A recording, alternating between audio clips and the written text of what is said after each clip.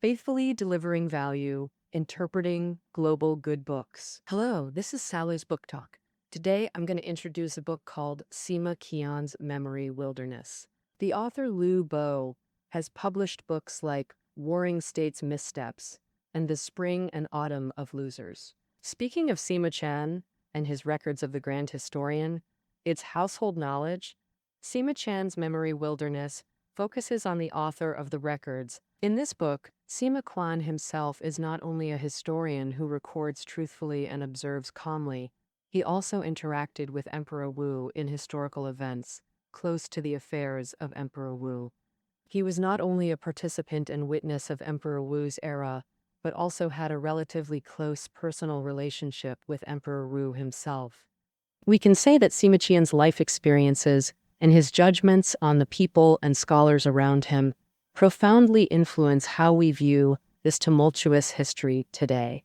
Next, I'll break it down into 3 parts to introduce Sima Qian's Memory Wilderness to you. The book mainly discusses the following 3 aspects.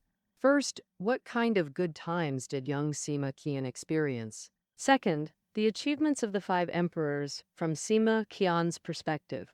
Third, the crisis-filled later years of Emperor Wu. Let's first look at the first aspect. What kind of good times did Sima Qian experience in his youth? In the 5th year of Emperor Jing of Han's Zhengyou-Yan era, Sima Qian was born in Gaomenli, Xi'an County, which is southwest of present-day Hancheng, Shanxi. 5 years later, the 16-year-old Liu Che ascended the throne as emperor, becoming the historically famous Emperor Wu of Han. Sima Qian spent his happy childhood in his hometown. In terms of social environment, from the reign of Wen and Jing to the early years of Emperor Wu's rule, under the influence of Honglao politics in the early Han, the national treasury was full, families were well off, and society was peaceful. This formed a stark contrast to the turbulent and destitute scenes of the late Qin and early Han periods. Later, Sima Qian nostalgically recalled this beautiful period with deep emotion in his records of the Grand Historian. Of course, Sima Qian's depiction of the reign of Wen and Jing inevitably seems dreamlike today. For example, Sima Qian turned a blind eye to the stark wealth gap at the time and often overly beautified various social security issues. But it must be admitted that against the backdrop of widespread decline in the early Han, the court's policy of not overly intervening in society did achieve success.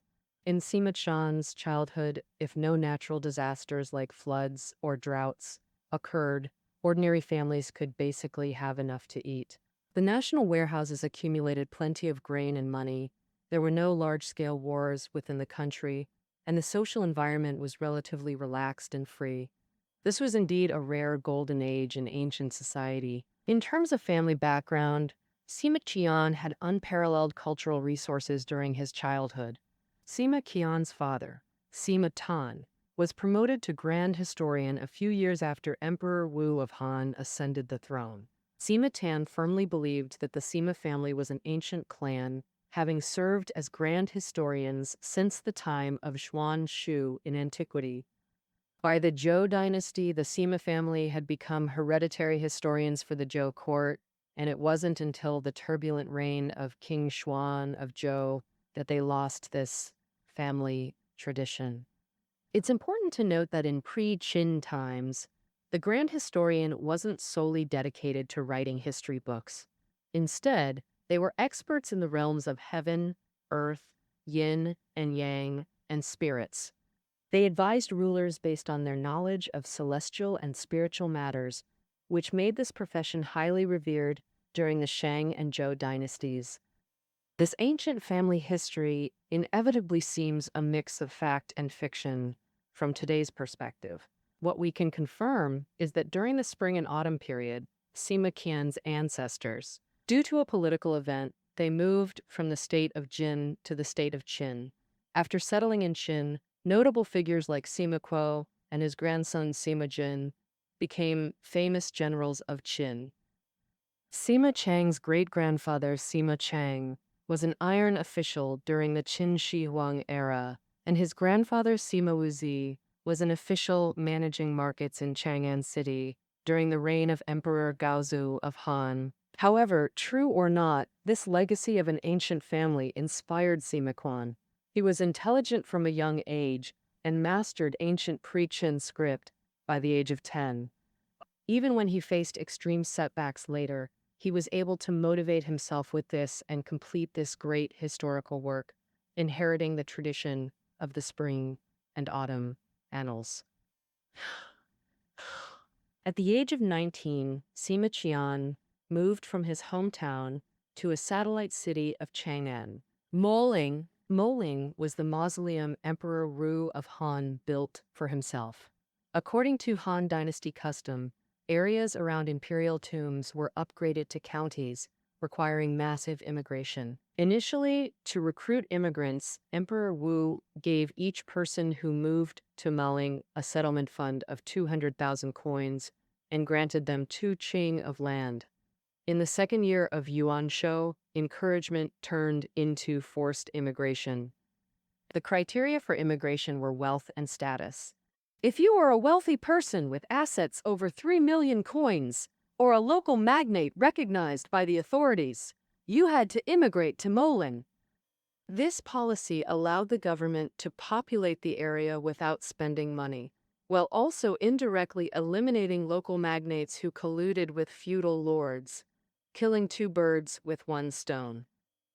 It was such a policy that enabled Sima Qian to meet his idol, the world-famous wandering knight, Guoji, and one could even say that Sima Qian being able to meet Guoji and Ma Ling was enough to illustrate the changes of the times.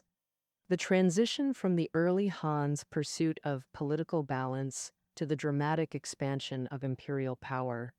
The era had arrived. Guoji was a famous wandering knight in the early Han, wielding great influence among the people.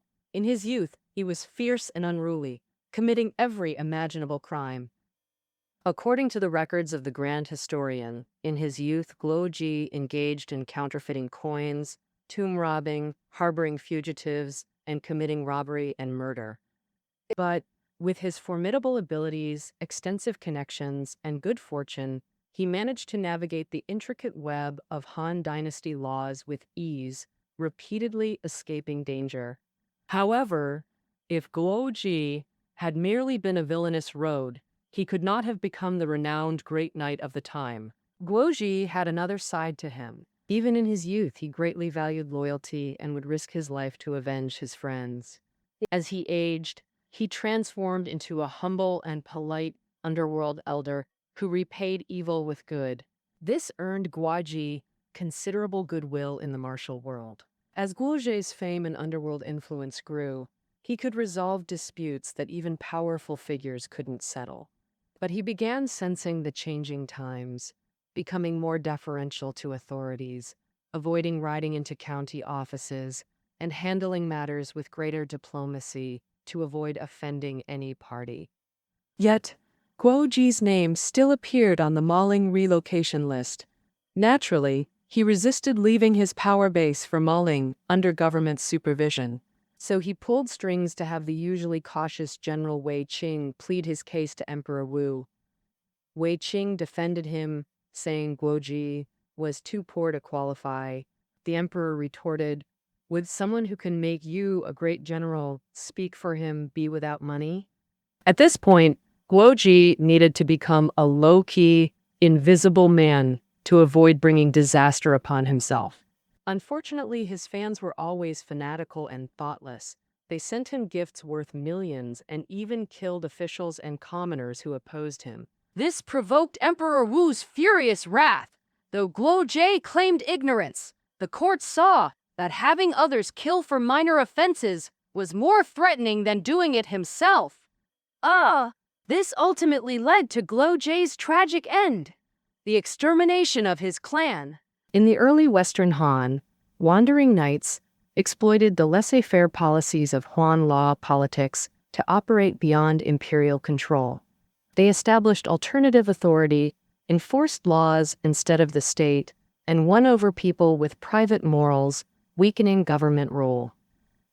In the fragmented Warring States period, They might have shone brightly, but as the unified empire with its household registration system took shape, their very existence became an original sin. Guoji's fate serves as a vivid footnote to the changing times. Throughout his life, Sima Qian never concealed his admiration for wandering knights, which even became a particularly vivid part of his youthful memories. The reasons for this are, first, that Sima Qian witnessed the changing times firsthand and still cherished the freedom, exuberance, and pluralistic values of the early Han period. Second, Sima Qian admired the legendary experiences of these commoner knights, which resonated with his inner impulse to rise rapidly and leave a mark in history, youthful, audacious, and restless. This was the spiritual characteristic of that era. Although Emperor Wu executed Guoji in his imperial capacity, this merely signaled that the times had changed for unconventional mavericks. Only those incorporated into the bureaucratic system could gain his tolerance. And in the early years of Emperor Wu's reign, numerous talents broke through the constraints of early Han, and the military merit class rapidly gained control over the bureaucracy. And countless young people were promoted and appointed due to Emperor Wu's favor, soaring to high positions, something unimaginable before. With a single thought, an ambitious young emperor could elevate a group of ambitious youths, an irresistible temptation for both Emperor Wu and these young men. Sima Qian similarly longed for Emperor Wu's favor to gain significant political opportunities. In the third year of Yuan Shou, the 20-year-old Sima Qian embarked on a journey spanning half of China. This profoundly influenced his later writing of the Records of the Grand Historian, with traces of this grand tour evident throughout its chapters. Starting from Shanxi, passing through Hunan to Jiangsu-Zhejiang, then arriving in Shandong, this arduous exploration had a key purpose: visiting relics of ancient sage kings and Confucius, plus hometowns of warring states and early Han ministers. One could say he embarked on this long journey with the grand ambition of understanding historical transformations. For Emperor Wu, how to rule this vast empire had been a persistent question since his accession. Sima Qian was precisely seeking answers. After Qin Shi Huang unified the 6 states, he implemented the commandery county system, placing local areas under central government control. But this nascent system was flawed, contributing to the Qin Empire's rapid collapse. After Emperor Gaozu Luban ascended the throne, recognizing the monarch's inability to directly manage such a vast empire, he implemented a dual system combining commanderies with feudal states, enforcing numerous vassal kings. The vassal kings were nominally controlled by the central government, but actually held significant autonomous power. And this played a crucial role in maintaining political stability and reducing administrative costs in the early Han period. And it was against this backdrop that Huang Dashlao thought emphasizing political balance was promoted as state policy. But during Emperor Wu's reign, with economic recovery, bureaucratic strengthening, and his own ambition, he began dismantling vassal states through various means, gradually bringing people under unified household registration. The state's ruling power, extended to the grassroots level, which later generations called the household registration system. According to Wei Hong's Old Remnants of Han, Sima Qian's journey was likely sponsored and supported by the government. He traveled on government-provided transportation to various regions for investigation and document collection. Sima Qian hoped to discover historical patterns to serve the unified society under household registration, providing governance support for reviving the Han Empire's golden age. And end of the journey! After returning to Chang'an, Sima Qian soon obtained the position of Longzone, court attendant. In the Western Han, though low-ranking, Lang officials worked at the imperial power center, with frequent access to the emperor, making it highly coveted among youth. Sima Qian secured this position through the close personal relationship between Emperor Wu and his father Sima Tan. Perhaps in many people's subconscious, Sima Qian and Emperor Wu were always in open or hidden opposition. In reality, they maintained a close personal relationship throughout their lives. In the fifth year of Yuan Shou, the 39-year-old Emperor Wu fell seriously ill. He conducted shamanistic rituals to invoke the Divine Lord. During this most private and secret moment, Sima Qian accompanied him. This shows Sima Qian was among Emperor Wu's closest confidants. Even years later, when Sima Qian suffered castration for speaking out, Emperor Wu kept him as a secretary, demonstrating their exceptionally close bond transcending imperial norms. And the young Sima Qian greatly admired this, describing it with the proverb, "How can one look at the sky while wearing a basin on the head?" This contemporary proverb meant the emperor was the sky, others were basins, showing one could disregard anyone for imperial loyalty. From then on, Sima Qian's life became inseparably linked with Emperor Wu's. Sima Qian was passionate and expressive, using the most direct and fervent words to describe those he admired. Emperor Wu appreciated flamboyant personalities and enjoyed grandiose literary pieces adorned with ornate language.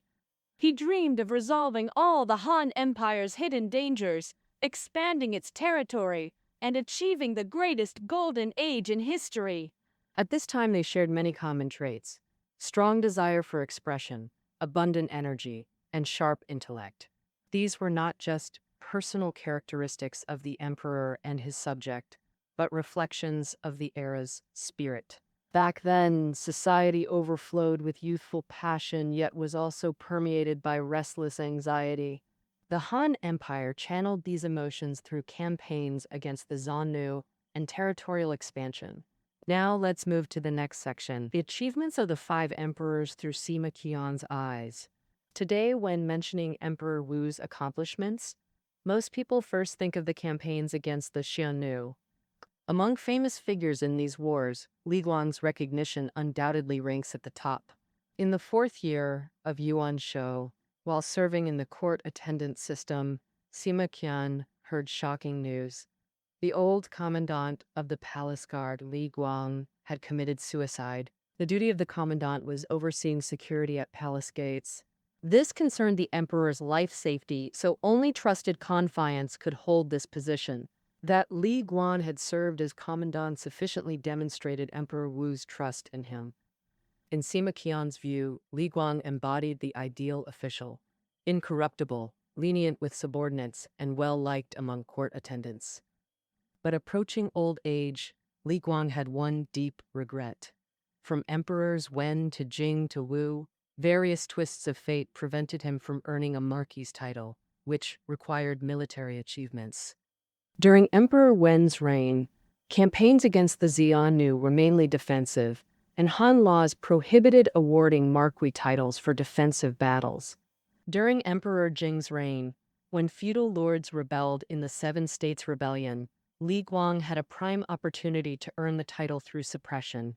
But political naivety led him to accept a general seal from Prince Shao of Liang, Emperor Jing's brother, angering the emperor and costing him the title. By Emperor Wu's reign, Han forces finally shifted from defense to offense, making the Xiongnu campaigns the era's most critical undertaking. However, unlike wars in agrarian societies involving sieges, nomadic peoples moved unpredictably. Against them, Han generals' success depended heavily on luck. Luck was what Li Guang lacked most. Every campaign ended either empty-handed or in awkward situations where he was outnumbered. Meanwhile, two rising stars, Wei Qing and Hou Kubing, began distinguishing themselves remarkably in the Xiongnu campaigns. In the fourth year of Yuan Shou, the Han Dynasty gathered a massive army and supplies to wage war against the Xiongnu. In this decisive battle against the Xiongnu, Wei Qing confronted the main forces of the Xiongnu Chanyu, not only scoring major victories, but also ascending the sacred Mount Lang Jushu to perform a ritual to heaven. In contrast, Li Guang continued his streak of ill fortune. Before setting out, General Wei Qing learned the exact location of the Chanyu from captive prisoners. perhaps to secure more opportunities for his own confidants to earn marquee titles, or perhaps fearing that the perpetually unlucky Li Guan would miss the chance. Wei Qing transferred Li Guan from his position as vanguard general and forcibly reassigned him to the right army. Without a guide, Li Guang's troops got lost on the water-scarce, winding eastern route, failing to cross the desert on time to meet Wei Qing. After a resounding victory, Wei Qing held Li Guang accountable. The proud Li Guan refused to endure interrogation by low-ranking clerks and committed suicide with his sword. Wei Qing and Ho Kubing rose from humble origins as stable boys to power through imperial connections. Sima Qian, in the records of the Grand Historian, praised Li Guang for his respectable background while viewing Wei and Ho unfavorably. But this wasn't solely Sima Qian's personal prejudice. In fact, in the biographies of the records, Sima Qian managed to overcome bias, showing that Wei and Hua advanced through their abilities. Compared to later biographies, the scholar official class, who upheld the principle of following the Wei over the ruler, viewed Wei and Hua, who never opposed the emperor and adhered to subservient ways, with contempt and sarcasm. In their eyes, imperial relatives were incompetent, controlling vast political resources and networks solely through nepotism. For the scholar official class, all missed opportunities were caused by imperial relatives. Li Guang's tragedy acted like a fuse. It stirred massive waves in Sima Qian's heart. Perhaps for the first time, he began distancing himself from the seemingly prosperous era of Emperor Wu, questioning the emperor's arbitrary actions and disruptive attitude, and reflecting on the empire's costly campaigns that yielded little. This intensified as Emperor Wu continuously expanded the territory. According to Sima Qian's records, vast areas in the south lay outside Han imperial control at that time. At that time, Dongwu in southern Zhejiang, Minyu in Fujian, and Nanyu in Lingnan were the main states established by the Yue people, with Nanyu being the largest. In the third year of Jianwan, Minyu attacked Dongwu. Upon learning the news, the court split into two factions. One advocated ignoring lands they couldn't actually control. The other faction advocated sending troops for rescue. The newly enthroned Emperor Wu, eager to establish authority, supported military intervention. Han forces arrived by sea, causing Minyu to withdraw out of fear. But Dongwu suffered repeated attacks from Minyu afterward. Ultimately, Emperor Wu relocated all Dongwu people north between the Yangtze and Wei rivers. Large areas in southern Zhejiang became uninhabited regions. After provoking Dongwu, Minye attacked the powerful Nanye. The Nanye king sought Han's guidance as suzerain, presenting another challenge. Sending troops meant aiding distant Nanyue beyond Han's direct control, offering no tangible benefits. But not intervening meant abandoning suzerain rights and implicitly recognizing Nanye's independence, an opportunity Emperor Wu wouldn't miss for expansion. Han forces attacked Minye from Yuzhang and Kuaiji. Minye's king was killed in surrender, while Nanye sent its crown prince to Chang'an as hostage, intimidated by Han's might.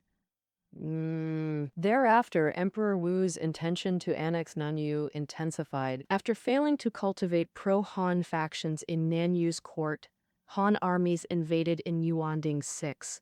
Nanyu's forces couldn't withstand elite Han troops, ending the 93-year kingdom. After Nanyue's fall, Han pacified surrounding southwestern tribes.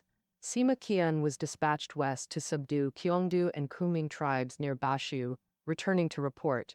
By then, the Xianu were largely repelled, Nanyu destroyed, and southwestern tribes subdued. Years later, Korea was also incorporated into Han territory. Auspicious signs proliferated, from Kilin unicorns to precious tripods, all testifying to a golden age. Sima Qian rushed to Mount Tai after his mission to join Emperor Wu's Grand Fengshan ceremony, sacrificing to heaven atop Tai and to earth on a nearby hill. In Han times, Fengshan signified both dynastic legitimacy through divine approval and the zenith of prosperity. Sima Qian's father, Sima Tan, left ill in Zhonan region, worsened from missing this ceremony. On his deathbed in Luoyang, Sima Qian urged his son to complete the historical work inheriting the spring and autumn annals. Sima Qian planned this Confucian-based history from Emperor Yao to Emperor Wu's Qilin sighting, symbolizing peace's peak. But the actual record starts earlier with Huangdi and extends beyond to Taichu IV. Perhaps he increasingly sensed that prosperity breeds decline. At this moment, as a historian, he had the responsibility to observe decline within prosperity. In the records accounts of the Xiongnu, Nanyu, Dongyu, Korea, Southwest barbarians, and Daiwan, Sima Qian comprehensively documented Emperor Wu's grand achievements. But such frenzied expansion brought not only glory, it also destroyed ordinary Han lives. Living through this, Sima Qian recorded economic collapse scenes in the treaties on Balanced Standard. By Sima Qian's observation, most middle-class households above average means were bankrupted, plunging society into severe crisis. Agricultural societies had limited wealth accumulation, and Emperor Wu rapidly exhausted the reserves built during the reign of Wen and Jing. But frequent natural disasters during this period created massive refugees urgently needing financial relief. continuous wars caused heavy casualties, leaving insufficient labor for agricultural production. Military spending became a gold-devouring beast. Rewarding soldiers required high bounties, not empty encouragement. Beyond domestic costs, Emperor Wu spent lavishly abroad. Surrendered Xiongnu lacked farming skills, so the state funded them. Han officials also extravagantly hosted Western region envoys. Meanwhile, many newly conquered lands couldn't be effectively governed, wasting military and administrative funds. Now most, for example, relocating Dongwu people to Zhenghua caused conflicts as they occupied locals' resources, while southern Zhejiang became desolate. Emperor Wu had little concept of money. He spent lavishly like water. Expanded visual excess. Expanded Shanglin Park overflowed with treasures. Kunming Lake was excavated. Palaces sprouted like bamboo shoots in Chang'an. But Emperor Wu wasn't satisfied like typical rulers. He craved immortality. In Yuanfeng I, he performed Feng Shan at Mount Tai. The Taichu calendar, which Sima Qian helped create in Taichu I, served imperial immortality quests beyond national needs. Alchemists claimed Feng Shan was essential for immortality, and calendar revision could achieve eternal life. One alchemist named Luan Da received 10,000 jin of gold, enough grain to feed 400,000 soldiers for a month. Emperor Wu of Han didn't even mind marrying his daughter to Luan Da, truly treating marriage as casually as discarding worn shoes. The massive deficit led to harsh official politics. Cruel officials flourished, inventing various pretexts to extort wealth.